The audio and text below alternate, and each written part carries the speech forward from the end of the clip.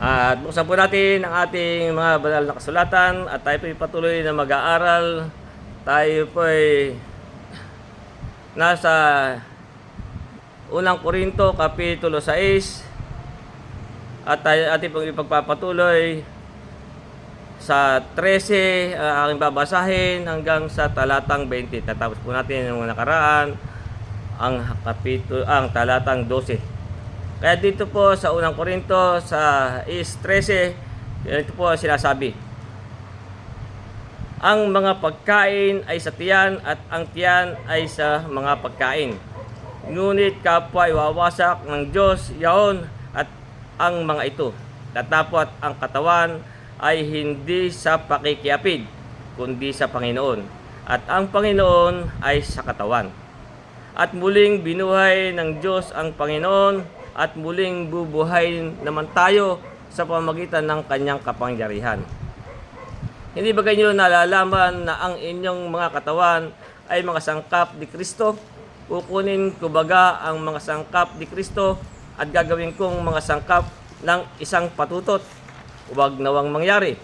Hindi ba kayo nalalaman na ang nakikisama sa patutot ay kaisang katawan niya? Sapagkat sinasabi niya, ang dalaway magiging isang laman. Ngunit, ang nakikisama sa Panginoon ay kaisang espiritu niya. Magsitakas kayo sa pakikiapid. Lahat ng kasalanang gawin ng tao ay nasa labas ng katawan. Ngunit, ang gumagawa ng pakikiapid ay nagkakasala laban sa kanyang sariling katawan. O hindi ba ganyo nalalaman na ang inyong katawan ay templo ng Espiritu Santo na nasa inyo, na tinanggap ninyo sa Diyos at hindi kayo sa inyong sarili. Sapagkat kayo binili sa halaga, luwalhati nga ninyo ang inyong katawan, luwalhati nga ninyo ng inyong katawan ang Diyos. Kaya tanggal na po ang ating pagbabasahin at pagbubulay-bulaya. Kaya nga, ibabalik po natin sa 13, kaya nga po dito sinasabi, ang mga pagkain ay sa tiyan, at ang tiyan ay sa mga pagkain, ngunit kapwa iwawasak ng Diyos yaon at ang mga ito. Datapwat ang katawan ay hindi sa pakikiapid. Ito pong ating katawan, ito po hindi na dapat natin ito masusumpungan sa pakikiapid. Sabi, kundi sa Panginoon. Ito pong ating katawan, ito po sa Panginoon. At ang Panginoon ay sa katawan. Kaya nga, dapat po hindi na po tayo masusumpungan sa mga ganyang pakikiapid. Sapagkat ito pong ating katawan, ito ay sa Panginoon. Kaya nga, ang sabi nga po dito sa Efeso Kapitulo 5, sa talatang 3, kaya nga sabi dito ni Pablo, ngunit ang pakikiapid at ang lahat ng karumihan o kasakiman ay wag man lamang masambit sa inyo, gaya ng nararapat sa mga banal. Kasi nga po, itong ating katawan, ito po hindi para sa pakikiapid. At dito rin po sa Kolosas, Kapitulo 3, talatang 5, kaya nga sabi sa atin dito, patayin nga ninyo ang inyong mga sangkap ng katawang na nasa ibabaw ng lupa. Sabi, pakikiapid.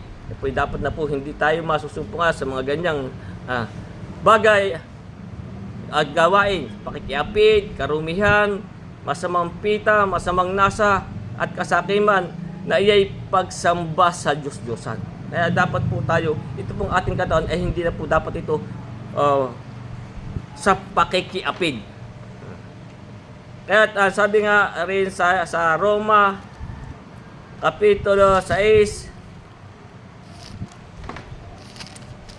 sa talatang 12, kaya nga sabi, huwag ngang maghari ang kasalanan sa inyong katawang may kamatayan. Huwag na po maghari sa ating katawan, na huwag maghari ang kasalanan sa inyong katawang may kamatayan, upang kayo'y magsisunod sa kanyang mga pita. Kaya dapat po tayo, ito po hindi na narapat tayo'y masusumpungan pa sa ganyang mga kasalanan. Kaya kung babalik natin sa Efeso Kapitulo 5 sa talatang 23, kaya nga sabi dito, sapagkat ang lalaki ay pangulo ng kanyang asawa, gaya naman ni Kristo na pangulo ng iglesia. Siya ang ating pong ulo ay ang ating Panginoon Kristo, at tayo po'y kanyang mga sangkap. Sabi, gaya na naman ni Kristo na pangulo ng iglesia, na siya rin ang tagapagligtas ng katawan. Siya po ang tagapagligtas ng katawan. Kaya tayo po'y sangkap ng kanyang katawan. Kaya nga tayo po'y hindi dapat masusumpungan sa pakikiapid. Ito pong ating katawan. Kaya nga dito sa itutuloy natin dito sa 15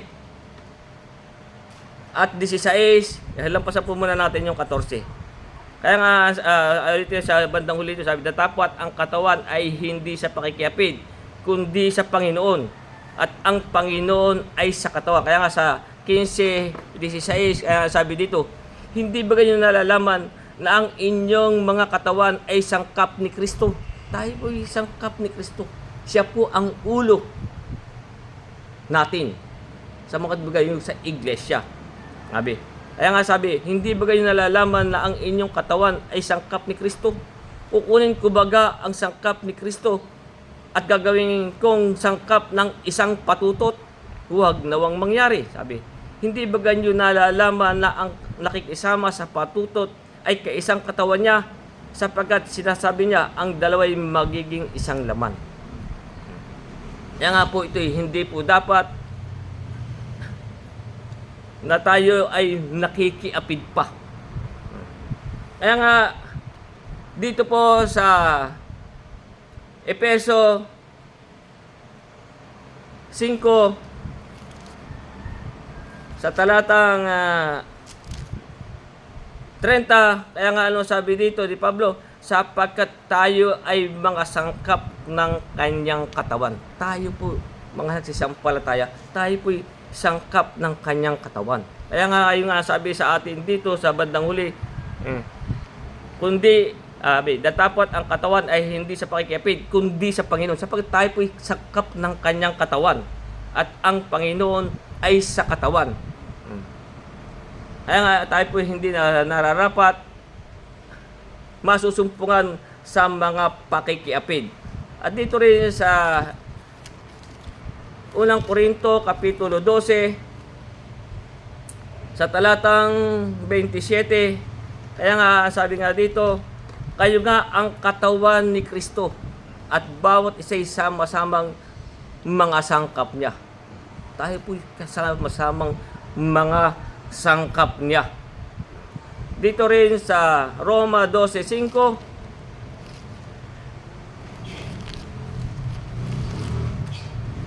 kaya nga ang sabi dito, at gayon din tayo, marami ay iisang katawan kay Kristo. Tayo po'y iisang katawan. Tayo po'y mga sangkap ng katawan. At mga sangkap na sama-sama sa isa't isa. Kaya nga tayo po'y hindi na dapat po tayo magiging sangkap para sa kasalanan. At sa Efeso 3, sa talatang 6, na tayo po kahit ay mga hintil, ang sabi nga dito, na ang mga hintil ay mga tagapagmana at mga kasangkap ng katawan. Tayo po mga hindi kabilang sa Israel, ang tawag po sa atin ay mga hintil. Na ang mga hintil ay mga tagapagmana at mga sangkap ng katawan, at mga may bahagi sa pangako na kay Kristo Jesus sa pamamagitan ng Ebanghelyo. Dahil sa pamamagitan po ng ating pananampalataya sa Ebanghelyo, ay tayo po'y naging sangkap ng kanyang katawan. Kaya nga, yun ang sabi nga po sa atin dito, sabi, hindi ba kayo nalalaman na ang inyong mga katawan ay sangkap ni Kristo? Kukunin kumbaga ang sangkap ni Kristo at gagawin kong sangkap ng isang patutot. Huwag nawang mangyari. O hindi ba ganyo nalalaman na ang nakikisama sa patutot ay kaisang katawan niya. Sapagkat sinasabi, ang dalawa'y magiging isang laman. Ano po ba yung patutot? Sa English po, harlot. Yan pong patutot, yung po bang nakikisiping na kung kani-kanino. Yan po ay isang patutot. Dahil sa nga sabi po dito, kukunin ko baga ang sangkap ni Kristo at gagawin kong sangkap ng isang patutot. Huwag nawang mangyari. Yan po ang mga patutot. Kung makita natin ang halimbawa dito po sa Jeremias Kapitulo 3, kung ano ang mga gawa ng gawain ng mga patutot.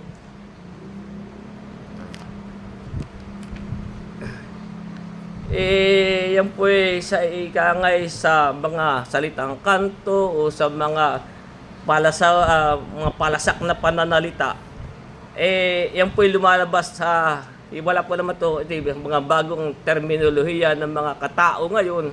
Ayan pong patutot ay sa akin ay yan po yung sinasabi nilang pok-pok. Kaya nga, dito sa Jeremias Kapitulo 3, sa talatang 1, ay dito po yung sinasabi, 3:1 ng Jeremias ay ganito. Kanilang sinabi, kung ihiwalay ng lalaki ang kanyang asawa, ayan, at siya'y himiwalay sa kanya, at mapa sa ibang lalaki, kung yung pong babae ay napa sa ibang lalaki, babalik, babaga uli ang lalaki sa kanya, hindi baga lubos na nadumhan ang lupaing yaon. Ngunit ikaw'y nagpatutot sa maraming nangingibig. Nagpatutot sa maraming nangingibig. Kaya kung tayo po'y may asawa, hindi na po tayo dapat nakikisiping sa kung kani-kanino. Kaya meron po tayong talata dito, yung sa Hebreo 13, maging marangal nawa ang pag-aasawa at huwag magkadungis ang higaan, sapagat ang mapakiapid at mapangalunya ay pawang hahatulan. Kaya nga sabi, ulitin natin yung po yung 3:1. Kanilang sinabi, kung ihiwalay ng lalaki ang kanyang asawa at siya himiwalay sa kanya at mapa sa ibang lalaki, babalik baga uli ang lalaki sa kanya, hindi baga lubos na dumhan ang lupaing yaon. Ngunit ikaw ay nagpatutot sa maraming nangingibig. O tuloy na pa. Sa maraming nangingibig. Ngayon may manumbalik ka uli sa akin, sabi ng Panginoon. Sa 2, imulat mo ang iyong mga mata sa mga luwal na kaitaasan at tingnan mo saan hindi ka nasipingan. Nakipagsiping ka pa sa iba't iba eh. Kaya ano sabi? At tingnan mo saan hindi ka nasipingan. Yung sa bandang itaas sabi, ngunit ikay nagpatutot sa maraming nangingibig. Nga po yung nagpapasiping ka sa iyong maraming nangingibig. Kaya nga sabi, imulat mo ang iyong mata sa mga luwal na kaitaasan. Tingnan mo saan hindi ka nasipingan. Sa tabi ng mga lansangan naghintay ka sa kanila. Sa tabi ng mga lansangan naghintay ka sa kanila. Hinintay mo. Gaya ng taga-Arabia sa ilang at iyong dinumhan ang lupain ng iyong mga pakikiapid at ng iyong kasamaan. Nga po yung nakikiapid pa tayo. Nakikipagsiping pa tayo. Tayo po may kanya-kanya ng sariling asawa. Kaya nga sabi, huwag madumha kung tayo po mag-aasawa maging marangal. Kaya nga sabi, ito bang ating katawan ay ating sangkap ng patutot? Yun po yung mga sumisiping sa hindi niya asawa. Kaya nga po, yung po ay patutot. Kaya nga sabi nga sa ibang terminolohiya sa panahong ito, mga salitang kanto ay namumukpok. Meron pa rin po dito sa aklat ng Kawikaan kung ano po iyang gawain ng mga patutot.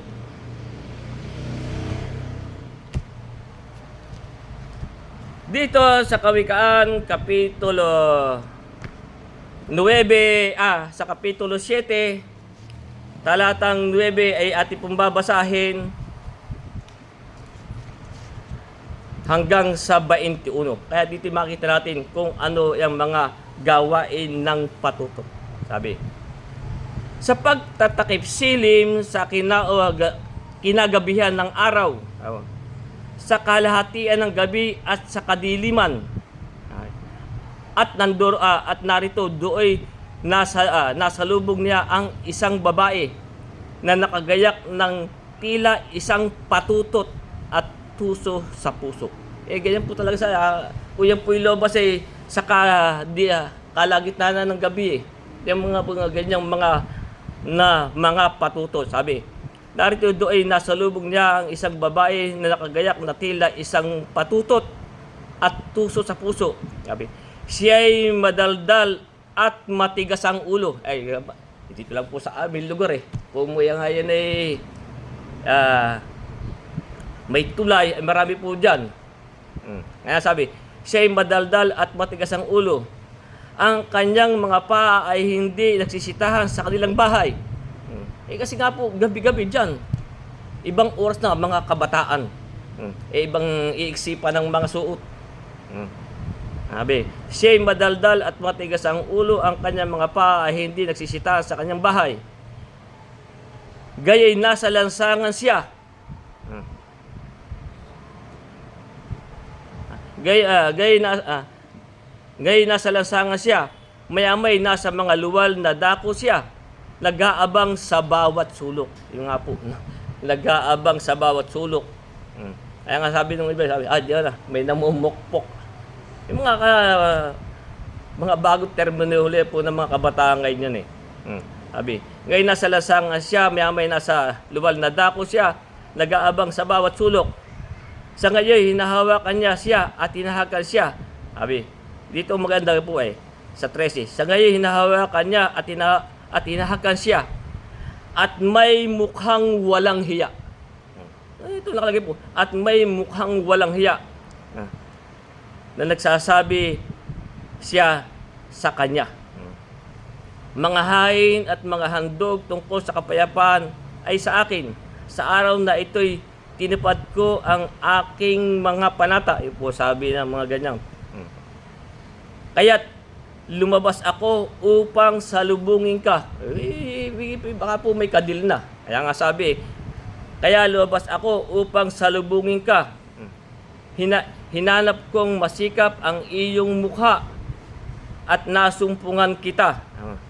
Aking inilatag ang aking higaan na may mga koltsong may burda.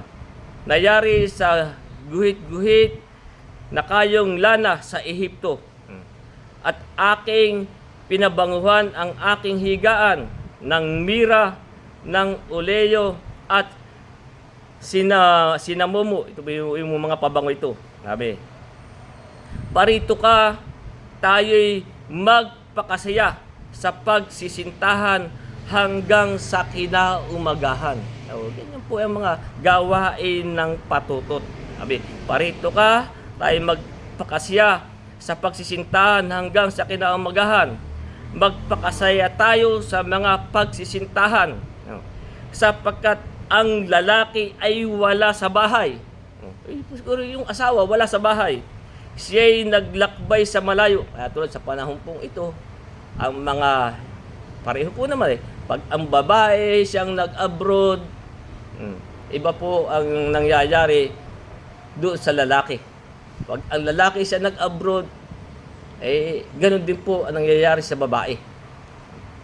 Diyan po nagkakaroon ng mga pagkakasala.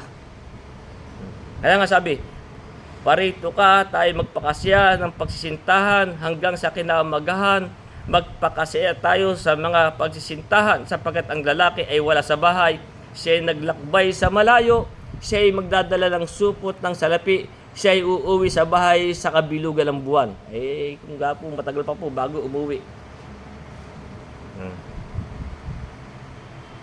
Kanyang pinasusuko siya ng karamihan sa kanyang mga matamis na salita. Hinihila niya siya ng katabilan ng kanyang mga labi. Kaya nga po, ito po'y noong pa'y nangyayari hanggang sa panahong ito. Kapag malayo ang isa, ganyan po ang nangyayari. Marami tayong mga nababalita, mga ganyan. Kami nga po ay nag-abroad ting mag-asawa. Doon po sa aming may nakakasama din po kaming mga kasamahan namin. Pero ano ang nangyayari? Doon sa aming building, meron din po kaming nakasama doon. Akala ko sila yung mag-asawa. Yung pala'y maghipag. Sila na nagsama. Kapatid nung kanyang asawa. Ganyan po pagka naalala yun. Kaya nga, si kapatid doon, nag-abroad. Marami din siya nalalaman. Kaya, yun po yung tatawag, nagpapatutot. Hindi po sila tapat sa kanilang mga asawa. Kaya nga, sa ating pong tunay na mananampalataya, kaya nga ito po ang sabi sa atin, hindi ba ganyan nalalaman na ang inyong mga katawan ay sangkap ni Kristo? Kukunin ko baga ang mga sangkap ni Kristo at gagawin kong sangkap ng isang patutot? Huwag nawang mangyari. O hindi ba ganyan nalalaman na ang nakikisama sa patutot ay kaisang katawan niya? Sapagkat sinasabi niya, ang dalawa ay nagiging isang laman. Ito naman po sa mga walang asawa, meron pong sabi dito, ay mabuti pa'y tayo'y mag-asawa kaysa tayo'y magkasala. Sapagkat kung tayo po ay nakisama sa may asawa, tayo po'y nagkakasala. Kahit yan inihiwalay na. At yan po ang ating makakasama. Kaya nga, ang sabi sa atin dito rin sa unang Korinto 7, talatang 9, kaya nga ang sabi dito, ngunit kung sila'y hindi makapagpigil, magsipag-asawa, sapagkat magaling ang mag-asawa kaysa magningas ang pita. Ito na dati iyoko sa ating asawa. Kaysa tayo makisama kung kani-kanino, iyon po'y ay pagpapatutot. Yung po tayo nakikisiping kung kani-kanino.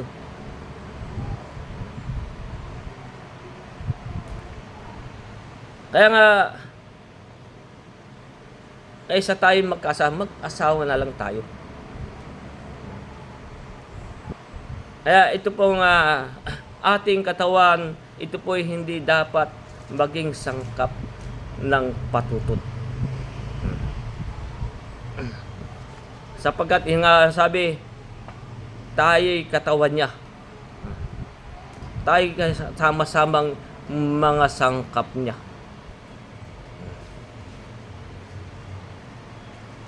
Kaya nga, may sabi nga dito sa aklat ni Lucas,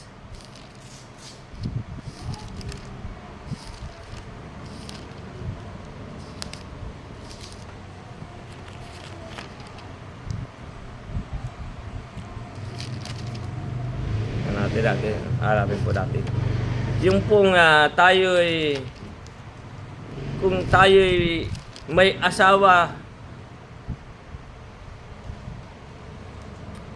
Sa Lucas 16,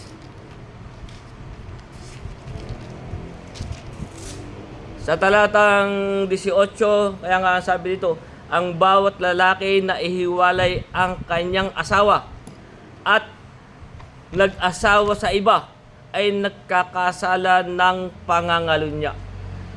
Kung ihiwalay natin, maging babae o lalaki, tayo nag-asawa pa, tayo po'y nagkakasala ng pangalunya. At ang nag-asawa sa babaeng inihiwalay ng kanyang asawa ay nagkakasala ng pangalunya. Kung yung babae inihiwalay, may sariling asawa, at tayo ay nakisama doon, kung tayo naman ay single, nakisama tayo doon, ay tayo po'y nagkakasala rin.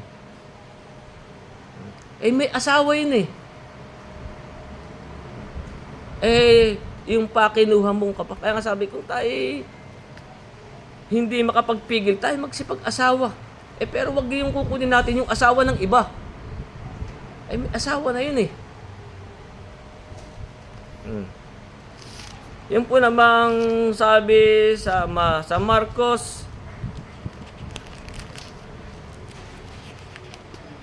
kaya nga sabi sa aklat ni Marcos sa Kapitulo 10, sa 11, ang sabi, at sinabi niya sa kanila, ang sino mang lalaki na ihiwalay ang kanyang asawa, kung sabi po sa lalaki, inihiwalay mo yung babae, at nag-asawa sa iba, kung yung pong babae ay nag-asawa sa iba, ay nagkakasala ng pangangalunya laban sa unang asawa. Sabi, hiwalay na naman Ay hindi, sa ating pong mananampalataya, hindi po nararapat sa atin. Kung inihiwalay ka lang iyong asawa, magtiis tayo. Kung tayo kukuha pa, tayo po'y magkakasala. Kaya sabi,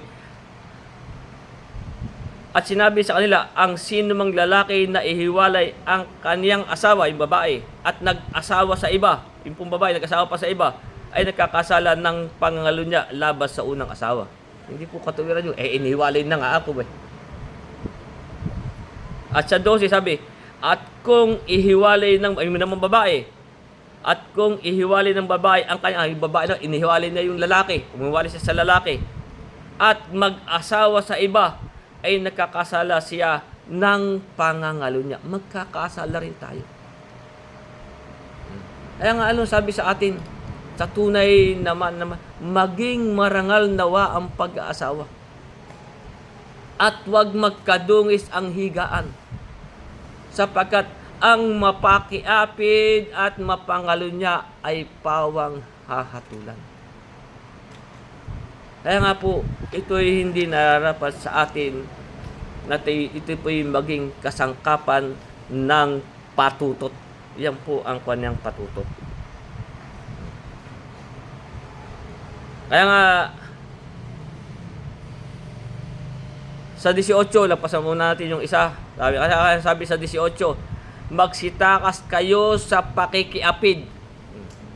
Tayo po'y pinatatakas diyan.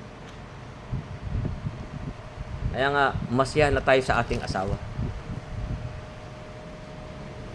Masiyahan na tayo. Sapagkat tayo po'y magkakasala. Kaya nga sabi sa 18, magsitakas kayo sa pakikiapid. Lahat ng kasalanang gawin ng mga tao ay nasa labas ng katawan. Ngunit ang gumagawa ng pakikiapid ay nagkakasala laban sa kanyang sariling katawan. Tayo po'y magkakasala sa ating sariling katawan. Kaya nga po ang sabi sa Roma Kapitulo 13,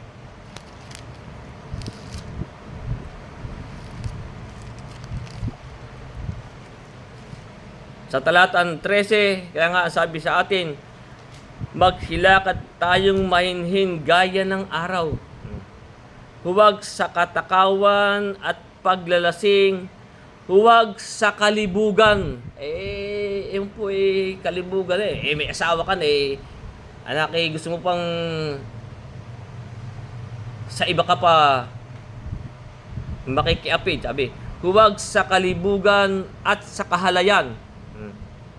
huwag sa mga pagkakaalit at pagkakainggitan, sabi, kundi bagkus isakbat ninyo ang Panginoong Hesukristo at huwag ninyong paglaanan ang laman. Yung laman. Upang masunod ang mga kahalayan noon. Masiyahan na tayo sa ating asawa para tayo'y hindi nakakasala.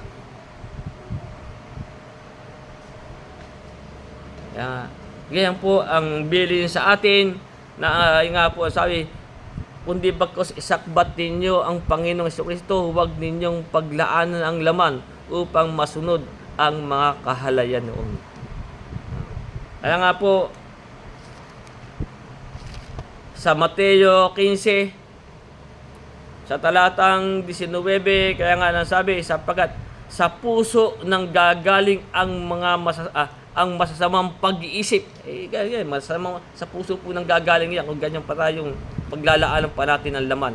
Sapagkat sa puso nang gagaling ang masasamang pag-iisip, mga pagpatay, mga pangangalunya, yung nga po pangangalunya, pakikiapid, mga pagnanakaw, mga pagsaksi sa di katotohanan, mga pamumusong. Sa puso po nang gagaling, masama. Kaya nga, yung nga po ang sabi sa atin sa talatang 13, sa bandang huli, sabi, datapwat ang katawan ay hindi sa pakikiapid, kundi sa Panginoon. Ito pong ating katawan. Ito po'y sa Panginoon. Ang Panginoon ay sa katawan. Tayo po'y sa katawan. Kaya tayo po'y hindi na dapat masumpungan sa pakikiapid.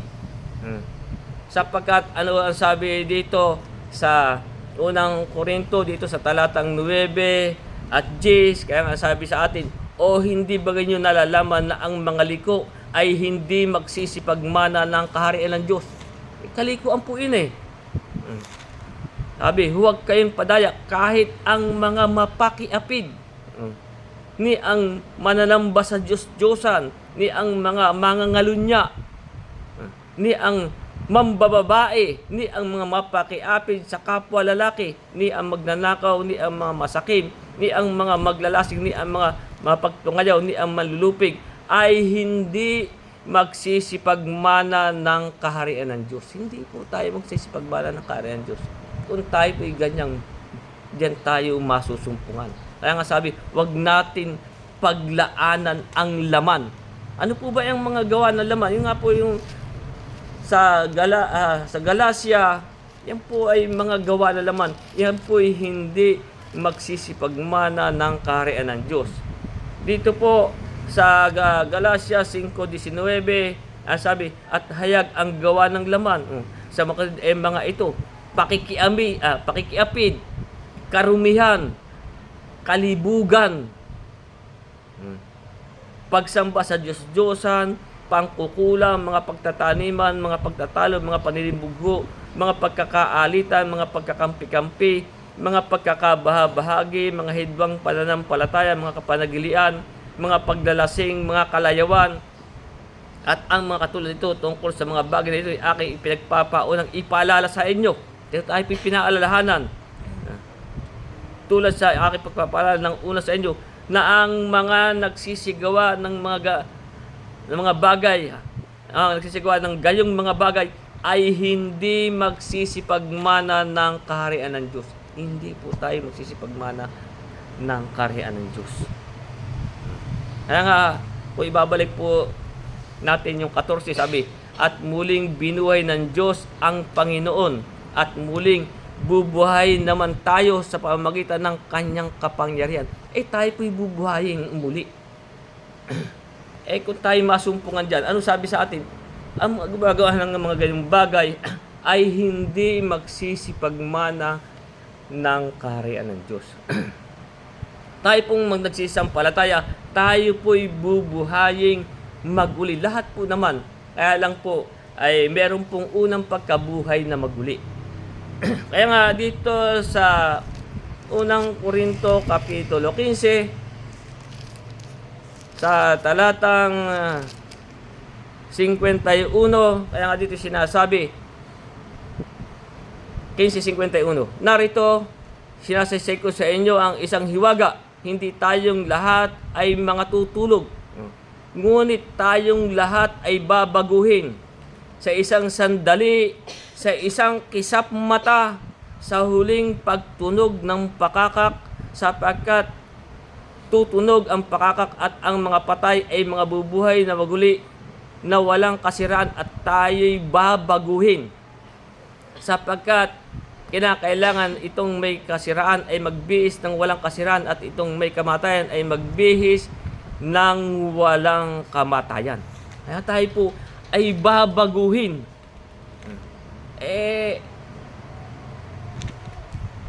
Tayo pong pero hindi po lahat, sapagkat meron pong unang pagkabuhay. Sino po ang makakasama sa unang pagkabuhay na maguli? Ang sabi po, kung tayo po nasumpungan sa mga ganyan, mga lakad, sabi hindi magsisipagmana yan ng kaharian ng Diyos. Sino po ang sabi nga po dito sa unang Tesalonica, Kapitulo 4, talatang 16, kaya nga sabi dito, sapagkat ang Panginoon din ang bababang mula sa langit na may isang sigaw, unang Tesalonica 5:16. Sapagkat ang Panginoon din ang bababang mula sa langit na may isang sigaw, may tinig ng arkanghel, at may pakakak ng Diyos. Sino po yung unang mabubuhay? At ang nangamatay kay Kristo ay unang bubuhaying maguli. Yung pong nangamatay kay Kristo, yung po ang una. Kaya nga po merong unang pagkabuhay na maguli. Ito po yung talagang tumalima, sumunod. Yan po ang unang bubuhaying maguli. Kaya kung ibabalik natin dito sa unang Korinto 15, sa talatang 23, sabi, datapot ang bawat isa sa kanyang sariling katayuan. Sabi, si Kristo ang pangunahing bunga. Pagkatapos ay ang mga kay Kristo, yung po talagang kay Kristo, sa kanyang pagparito. Kung tayo po nasumpungan sa mga ganung bagay, sabi, hindi kayo magsisipagmana ng kaharian ng Diyos. Kaya nga, mapalad at banal ang makalakip sa unang pagkabuhay na maguli. Kaya nga, inang sabi sa atin dito sa 14, at muling binuhay na niya ng Diyos ang Panginoon at muling bubuhayin naman tayo sa pamagitan ng kanyang kapangyarihan. Bubuhayin din po tayo.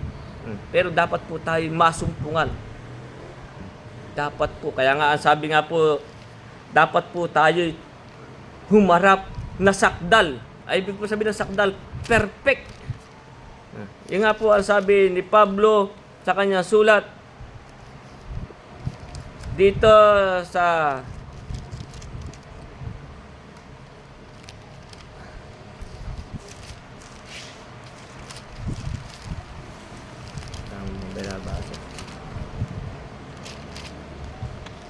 kaya nga tayo po'y tinuturuan ni Pablo.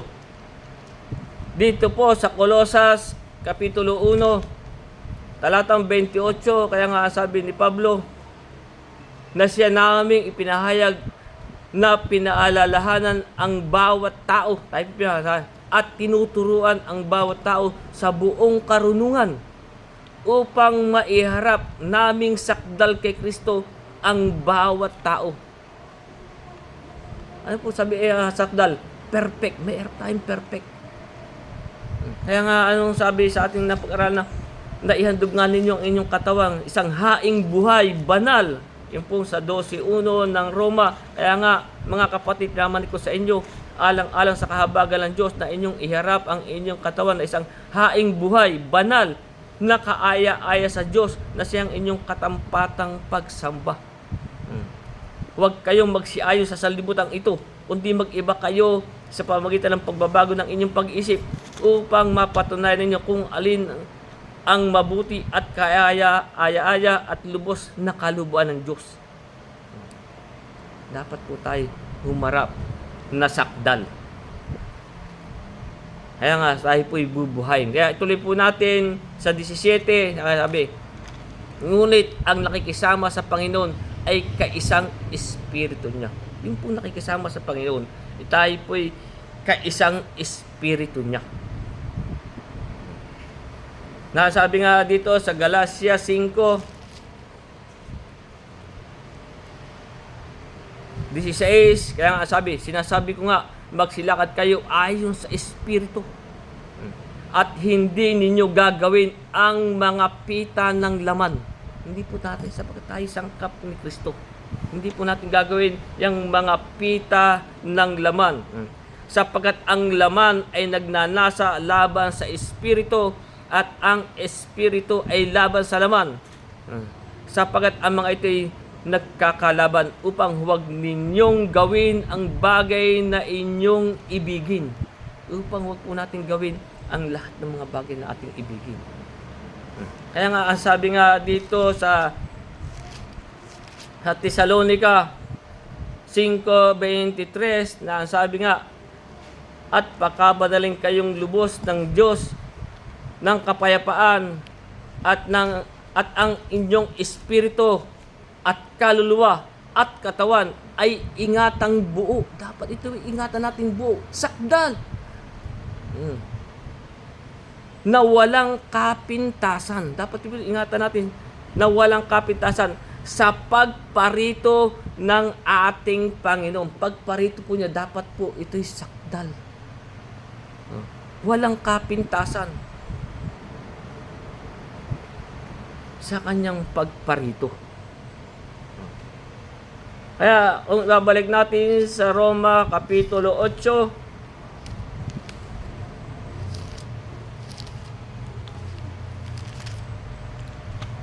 Sa talatang 10, kaya nga ang sabi dito, at kung si Kristo ay nasa inyo, ang katawan ay patay dahil sa kasalanan. Kung siya po nasa atin. Kaya nga ano sabi sa ating pinag-aaralan, ngunit ang nakikisama sa Panginoon ay kaisang espiritu niya. Kaya kung nasa atin si Kristo, kaya sabi, at kung si Kristo ay nasa inyo, ang katawan ay patay dahil sa kasalanan, datapwat ang espiritu'y buhay dahil sa katiwiran.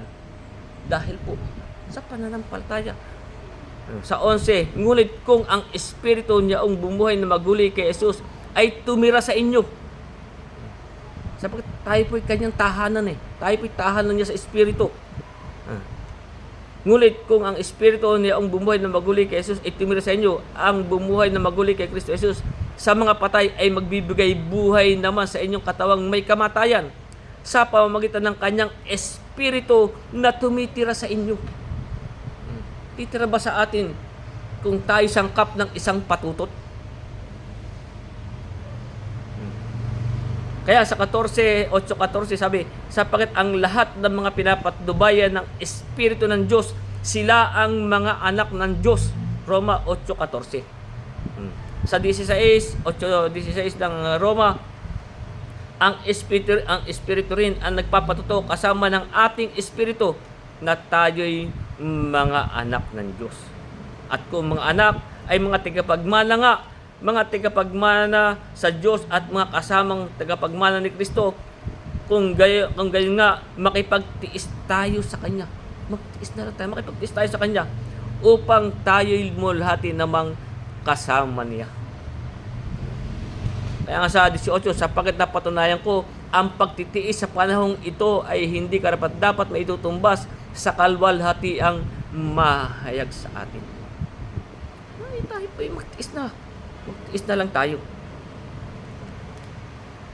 Kaya nga, yan sabi sa atin, ngunit ang nakikisama sa Panginoon ay kaisang espiritu niya. Kaya sa 19, yung nalakdawan natin kanina. Tuloy na po natin sa 19. Nabasa na po natin yung 18 kanina.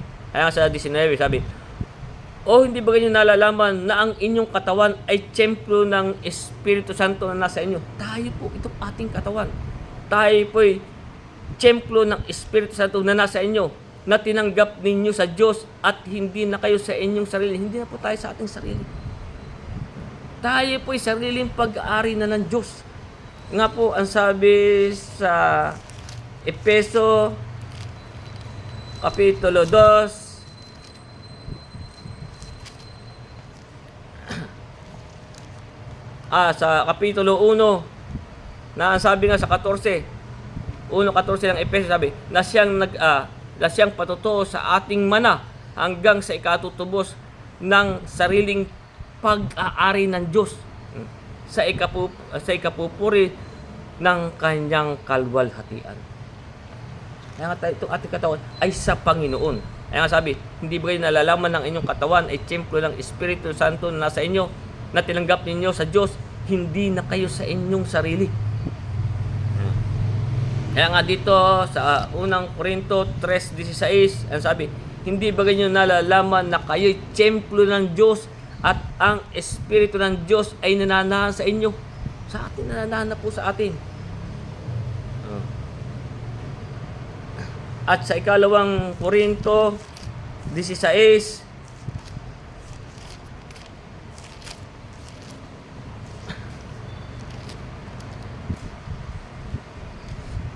sa 16, kaya nga, 2 Corinto 6:16 sabi, at anong pakipagkaisa meron ang templo ng Diyos sa mga Diyos-Diyosan? Sapagkat tayo templo ng Diyos na buhay. Tayo na po ang templo ng Diyos na buhay. Gaya ng sabi ng Diyos, mananahan ako sa kanila at lalakad ako sa kanila. Ako'y magiging kanilang Diyos. Sila'y magiging aking bayan. Kaya nga, magsialis kayo sa kanila, magsihiwalay kayo, sabi ng Panginoon.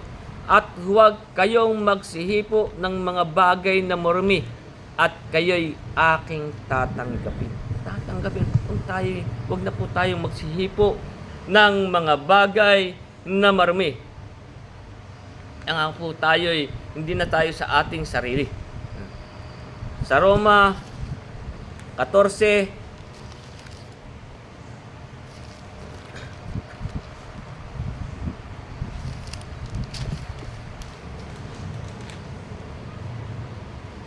kaya nga sabi sa Roma 14:7, sapagkat ang sino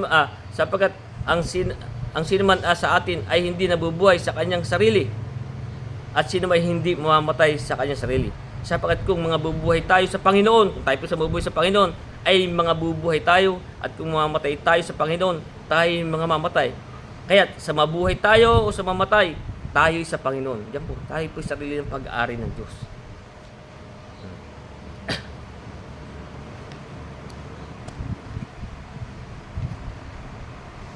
Kaya tuloy natin sa talatang 20, ayan ang sabi dito, sapagkat kayo'y binili sa halaga. Tayo po'y binili sa halaga.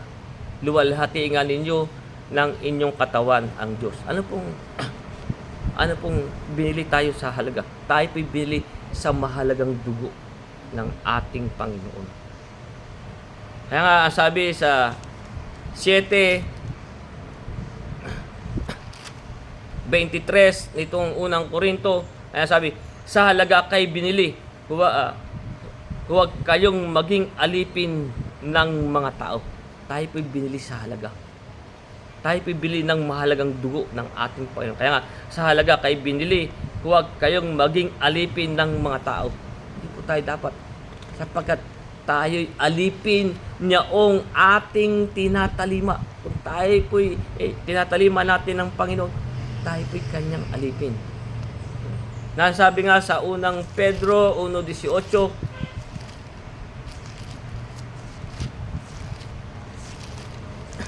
tayo po'y binili ng mahalagang dugo ng ating Panginoon. Sa 1 Pedro 1:18, kaya nga sabi dito, na inyong nalalaman na kayo'y tinubos, hindi ng mga bagay na nangasisira ng pilak o ginto mula sa inyong walang kabuluhang paraan ng pamumuhay na ipinamana sa inyo ng inyong mga magulang, kundi ng mahalagang dugo, gaya ng sa korderong walang kapintasan at walang dungis, sa makatuwid bagay ang dugo ni Kristo. Kaya po tayo, yung pong mahalagang dugo ng ating, doon po niya tayo tinubos ng kanyang mahalagang dugo. Kaya kung hindi po nga po, kung walang pagkabuhos, ay wala rin tayong kapatawaran. Na nga po, ang sabi sa atin sa Efeso 1, talata 7, kaya nga sabi dito sa 1:7 ng Efeso, na sa kanya meron tayo ng ating katubusan sa pamamagitan ng kanyang dugo, na kapatawaran ng ating mga kasalanan ayon sa kayamanan ng kanyang biyaya. Kaya, yun nga po sabi sa atin, sapagkat kay binili sa halaga, luwalhati nga ninyo ng inyong katawan ang Diyos. Kaya, hanggang dyan po muna ang ating pag-aaral at ating pong itutuloy na sa ating mga susunod ng pag-aaral.